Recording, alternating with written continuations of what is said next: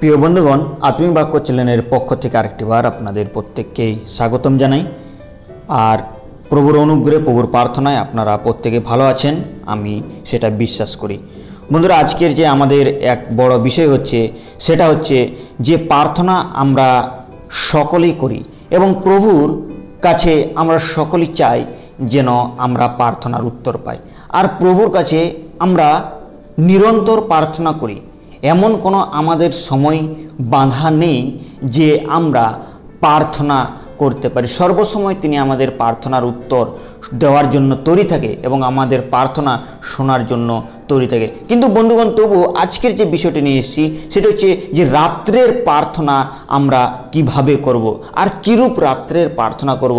কেননা আমরা সকালে প্রার্থনা করি, দুপুরে প্রার্থনা, কিন্তু রাত্রের আর সারাদিনের কার্যে যে রাত্রের যে প্রার্থনা, সেটার কি লাভ আছে এবং সেটার কি গুরুত্বপূর্ণ আছে তা আমরা আজকে জেনে নেব।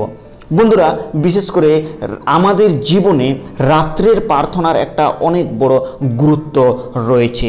আমরা সারাদিন আমরা নিজের কাজে, নিজের ব্যস্ততায় আমরা থাকি, কিন্তু যখন আমরা ঘুমোতে আসি নিজের বেডে, নিজের বিছানায়, আর তার পূর্বে আমরা প্রভুর কাছে যদি সমস্ত কিছু বিষয়, সারাদিনের কাজকর্ম যদি সমর্পণ করে দিই, তাহলে একটা বড় আমরা আশীর্বাদকে পেতে পারি। যদি আমরা বিশেষ করে গীত সংগীতা তার 4:8 দেখি, তো সেখানে একটা খুব সুন্দর বিষয়কে বলেছেন। যদি আমরা বিশেষ করে গীত সংগীতা 4:8 দেখি, সেখানে লেখা আছে, আমি শান্তিতে শয়ন করিব, নিদ্রাও যাইব, কেননা হে সদাপ্রভু তুমি একাকী আমাকে নির্ভয়ে বাস করিতে দিতেছ।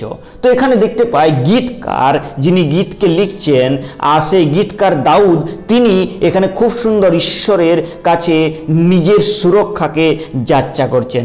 ঘুমানোর আগে আমাদের নিশ্চয় প্রয়োজনীয়তা রয়েছে ঈশ্বরের কাছে সুরক্ষাকে যাচাই করে নেওয়া এবং সুরক্ষাকে চেয়ে নেওয়া।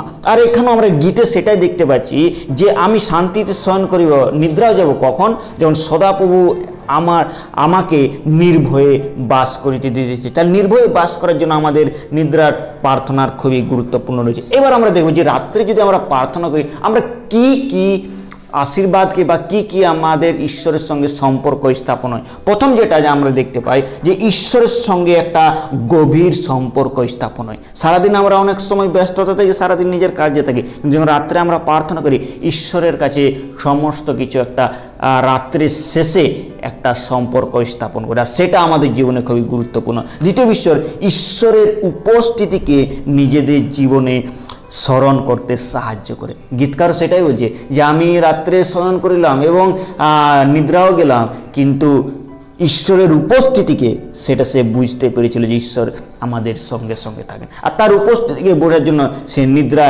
আর তখন আমরা নির্ভয়ে আমরা নিদ্রাতে যেতে পারবো। এবার আমরা দেখতে পারি যে রাত্রের প্রার্থনার একটা গুরুত্বতা রয়েছে।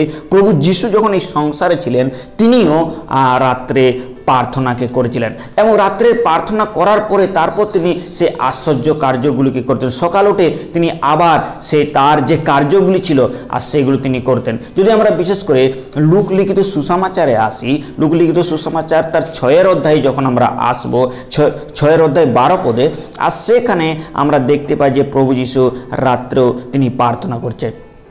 সেই সময়ে তিনি একদা প্রার্থনা করণার্থে বাহির হইয়া পর্বতে গেলেন এবং ঈশ্বরের নিকটে প্রার্থনা করিতে করিতে সমস্ত রাত্রি যাপন করিলেন। বন্ধুরা, আমরা এখানে দেখতে পাই যে কোনো একটা বড় কাজ করার পূর্বে প্রভু তিনি কি করেছেন, সে রাত্রিতে প্রার্থনা করছেন।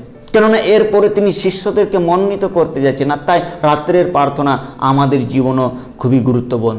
প্রিয় বন্ধুরা, আমরা যখন কাজে থাকি, ব্যস্ততা থাকি, প্রভুর কাছে আমাদের নিরাশা, আমাদের দুঃখ, সারাদিনের মধ্যে আমরা কি করলাম সেই বিষয়ে আমরা একটা শান্তির সহিত আমরা ঈশ্বরের কাছে সমস্ত কিছু সমর্পণ করতে পারি। কখন?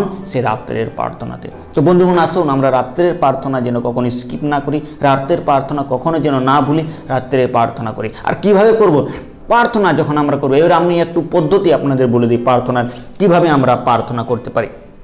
প্রথম বিষয় হচ্ছে যখন আমরা প্রার্থনা করতে আমরা বলতে হবে যে প্রভু তুমি আমাকে সারাটা দিন সুরক্ষা রেখেছো, তুমি আমাদের রক্ষা করেছো, কাজে সাহায্য করেছিলে এবং বিপদের হাত থেকে রক্ষা করেছিলে এবং আমাদের যা পরিশ্রম তাও তুমি করার জন্য এনার্জি দিয়েছো, শক্তি দিয়েছো, আর এখন রাত্রে আমাকে সুরক্ষা রেখেছো, তার জন্য তোমায় ধন্যবাদ দিই।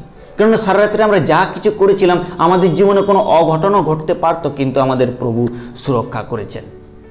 দ্বিতীয় বিষয় হচ্ছে যে যখন আমরা প্রার্থনা করি তখন আমরা ঘুমানোর আগে যেন এই বিষয়টাকে আমরা বলি যে প্রভু আমি এখন ঘুমোতে যাচ্ছি, তুমি আমার সঙ্গে সঙ্গে থাকো, আর যেন সারাদিনের যে ভার সমস্ত কিছু তোমার ওপর দিই এবং রাত্রের ভারও তোমার ওপরে দিই। আর এইরূপভাবে যদি আমরা প্রার্থনা করি আর তাহলে ঈশ্বর আমাদের জীবনে প্রচুর পরিমাণে আশীর্বাদ, আর এইরূপ যদি আমরা করি তো আমাদের জীবন ঈশ্বর বদলে দেবে। তা আসুন প্রিয় বন্ধুগণ, আমরাও এইভাবে যেন রাত্রের প্রার্থনাতে আমরা যেন প্রভুকে সময় দিই এবং ঈশ্বরের আশীর্বাদকে লাভ করতে পারি। তো এই ছোট্ট চিন্তাধারা দ্বারা ঈশ্বর আমাদের প্রত্যেককেই আশীর্বাদ করুক। সকলকে জয় যিশু।